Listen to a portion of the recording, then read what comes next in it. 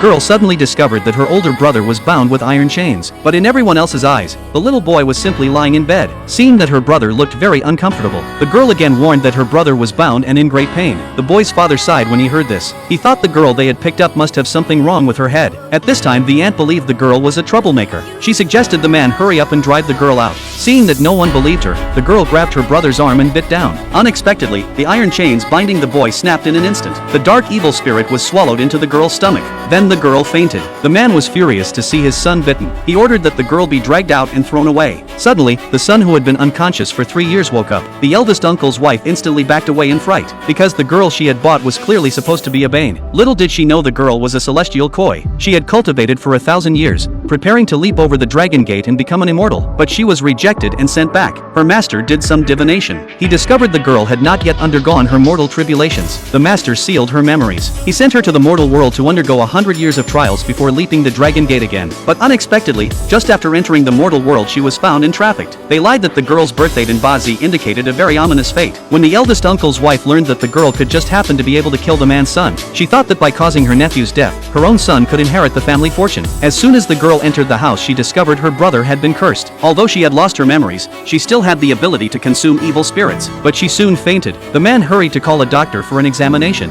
Fortunately, the girl was not seriously harmed. When the brother learned that the girl had saved him, he accepted her as his sister. The man also decided to adopt the girl. He was convinced the girl was the family's lucky star. The eldest uncle was furious to learn the girl had not killed his nephew. He quickly found a Taoist to do divination. The Taoist spat a mouthful of old blood in shock. He discovered that the curse placed on the boy had been broken. The eldest uncle thought it impossible, because the 3 people in Hong Kong who could break curses had all been locked up by him. The Taoist concluded that a powerful magic user must have appeared around the boy. He took out an evil spirit he had dug up from a terribly inauspicious place and made it into a bracelet. He urged the eldest uncle to find a way to make the little boy wear it. No matter how strong the boy's fate, if he wore it long term he would surely be plagued by misfortune. Meanwhile, the man and his wife were preparing to attend the military commander's banquet. The girl suddenly noticed that the foster parents were surrounded by dark chi. She hurried over to stop them. She coquettishly begged them not to go to the banquet. The foster parents liked the girl very much. They told their subordinates to prepare generous gifts and go to the banquet to apologize to the commander. They stayed at home to accompany the 2 children. Not long after, a subordinate reported that assassins had infiltrated the banquet and planted a bomb. The commander was blown up on the spot, and the guests were also shot dead. Upon hearing this,